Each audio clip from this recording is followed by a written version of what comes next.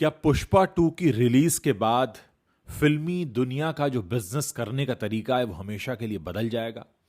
क्या पुष्पा 2 कुछ ऐसे बदलाव लेकर आ रही है जिसके बाद लोग कहेंगे कि हां, फिल्म ऐसे बनाई जाती है और ऐसे ही प्रमोट की जाती है? क्योंकि दोस्तों, जब से पटना के गांधी मैदान पर पुष्पा 2 का प्रमोशन हुआ है, बॉलीवुड सख्ते में आ गया है और आगे की तैयारी कुछ ऐसी है कि जिसके बाद हो सकता है कि बॉलीवुड को अपने कई सारे नियम बदलने पड़े, कई सारे नियम तोड़ने पड़े। आइए आपको बताते हैं कि आखिर इस मेगा फिल्म के लिए अल्लू अर्जुन ने और रश्मिका मंदाना ने कितने पैसे चार्ज किए हैं और इनकी रिलीज के लिए तैयारी कैसी है, क्या होगा रिलीज के पहले दिन।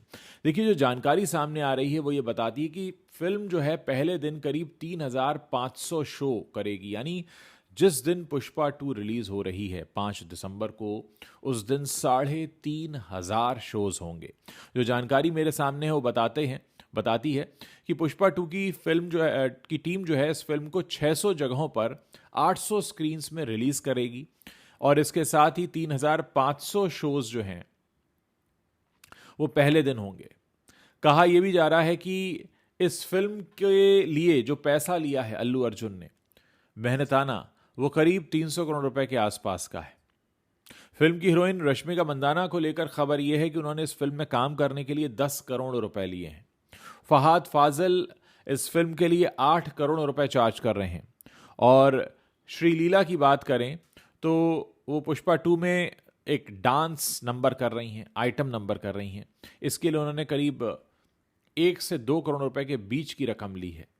आपको बता दें कि पुष्पा 2 जो है वो साल 2021 में आई पुष्पा द राइज का सीक्वल है और सुकुमार के डायरेक्शन में बनी है। मीडिया रिपोर्ट्स बताती हैं कि पुष्पा 2 का जो कुल बजट है करीब 500 करोड़ रुपए के आसपास का है और अब कहा यह जा रहा है कि नॉन थिएट्रिकल रेवेन्यू से ही बहुत सा पैसा पहले ही कमाया जा चुका है। लेकिन एक बात यहां पर समझनी होगी दोस्तों, जो बात मैंने इस वीडियो की शुरुआत में कही कि क्या पुष्पा 2 की रिलीज के बाद बॉलीवुड का वो तौर तरीका बदलने वाला है जिस तरीके से अभी तक फिल्मों को प्रमोट किया जाता रहा है। आप सभी जानते हैं कि बॉलीवुड अभी तक मल्टीप्लेक्स को ध्यान में रखकर फिल्में बनाता है, बड़े शहरों में जाता है, मॉल्स में जाता है, कॉलेजेस में जाता है, यूनिवर्सिटीज़ में जाता है, न्यूज़ चैनल्स में जाता है।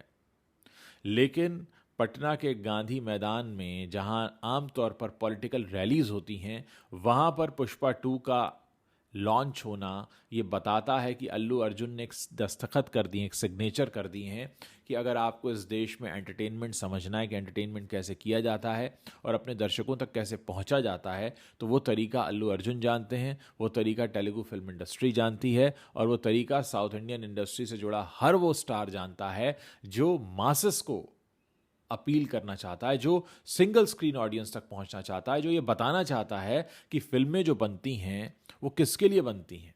क्या फिल्में सिर्फ बड़े शहरों में रहने वाले लोगों के लिए बनती हैं? क्या फिल्में सिर्फ उन लोगों के लिए बनती हैं जो दिल्ली, मुंबई, बेंगलुरु और ऐसे बड़े शहरों में नौकरियां करते हैं, या उन लोगों के लिए बनती हैं जो आज भी अपनी जमीनों से जुड़े हैं, जड़ों से जुड़े हैं? दोस्तों, एक बहुत बड़ा तबका ऐसा है, करीब 150 करोड़ की आबादी हमारे इस देश की हो चुकी है, 140 करोड़ की, और इसमें जो बहुतायत है, जो ज़्यादा मात्रा में लोग रहते हैं वो छोटे शहरों में रहते हैं, गाँव में रहते हैं। वो आज भी सिंगल स्क्रीन में फिल्म देखने जाते हैं और सिंगल स्क्रीन में जो फिल्म देखने का क्रेज़ होता है, एक तो पॉपकॉर्न सस्ता होता है, कोला सस्ता होता है, टिकट सस्ता होता है, ज़्यादा लोग साथ में जाते हैं और यही वो लोग हैं जो कई बार एक ही फिल्म को दो दो बार देखते हैं। एक बार दोस्तों के साथ देखते हैं, एक बार परिवार के साथ देखते हैं, कुछ लोग एक बार पड़ोसियों के साथ देखते हैं। सबके अलग अलग ग्रुप बने होते हैं और अल्लू अर्जुन और उनकी पूरी टीम का फोकस इस बार उसी मास ऑडियंस पर है जो इस तरीके से साल भर इंतजार करती है इस फिल्म का। दोस्तों, ये कहा जा रहा है कि पुष्पा 2 की जो मेगा रिलीज होगी और जिस तरह से उन्होंने छोटे छोटे शहरों और गांवों में दस्तक दी है, लोगों के दिलों के दरवाजे खटखटाए हैं, उसके बाद ये तय माना जा रहा है कि ये बॉलीवुड के लिए एक बहुत बड़ी सीख होगी कि फिल्मों को प्रमोट किया कैसे जाता है। दोस्तों, अभी तक बॉलीवुड ने देश का माहौल काफ़ी हद तक ख़राब किया। इन्होंने नेपो किड्स को प्रमोट करना शुरू किया। ये पहले एनआरआई ऑडियंस के पीछे भाग रहे थे, फिर ये मल्टीप्लेक्स ऑडियंस के पीछे भागने लगे। इन्होंने देश का जो असल दर्शक है, जो बड़ी मात्रा में है, छोटे शहरों गांव में रहता है, कस्बों में रहता है, जो सिंगल स्क्रीन सिनेमा देखता है, जो साल भर इंतज़ार करता है कि पिक्चर आएगी ऐसी कोई जो मैं पूरे परिवार के साथ जाऊंगा देखने के लिए, ये उस पूरे मार्केट को छोड़ कर बैठे हैं। और साउथ ने उसी मार्केट पर कब्जा किया है, उसी को पकड़ने की कोशिश है और ये कहने की कोशिश है कि अगर आप हिंदुस्तान में रहते हैं और आप एक हिंदुस्तान के आम दर्शक हैं, आम जनता हैं, तो आपको एंटरटेनमेंट देने का जो पूरा जिम्मा है वो हमारा है। एक तरह से पटना के अंदर घुसकर अल्लू अर्जुन ने जो हिंदी बेल्ट है, हिंदी बेल्ट के दर्शकों को जाकर ये सीधे एड्रेस किया है। वरना सोचिए कि अल्लू अर्जुन तो हैदराबाद में, तेलंगाना में कहीं पर भी कर सकते थे, लेकिन सीधे पटना जाना, बिहार में जाना और गांधी मैदान में पिक्चर को रिलीज़ करना, ये बताता है, पिक्चर को लॉन्च करना ये बताता है कि अब हम छा जाएंगे और हम छाने के लिए आए हैं। अगर बॉलीवुड को इनसे मुकाबला करना है तो दो चीज़ें करनी होंगी।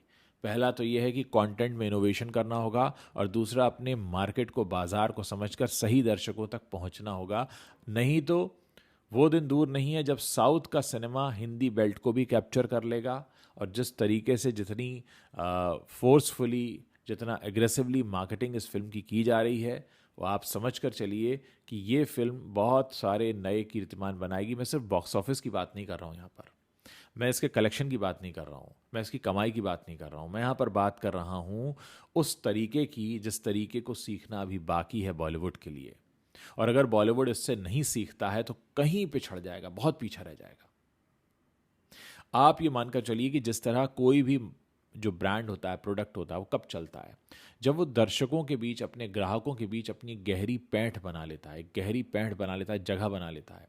और इस बार देसी दर्शकों तक पहुंचकर अल्लू अर्जुन ने वही करने की कोशिश की है और इसका जो फ़ायदा है वो इनकी फिल्म को डेफिनेटली मिलने वाला है, क्योंकि लोगों को ये पता है कि ये शख्स आया है हमारे घर का दरवाज़ा खटखटाने। बिल्कुल उसी स्टाइल में जैसे कि चुनावों की कैंपेनिंग होती है। जब चुनाव की कैंपेनिंग होती है तो हर पार्टी का नेता जो है वोटर्स के दरवाजे पर जाकर वोट मांगता है। कुछ वही तरीका अल्लू अर्जुन ने अपनाया और मुझे लगता है आने वाले समय में अगर फिल्मों को सफल होना है तो कंटेंट के इनोवेशन के साथ साथ प्रमोशन का ये तरीका अपनाना होगा। आप जब तक छोटे शहरों की जनता से जाकर नहीं जुड़ेंगे, नहीं मिलेंगे।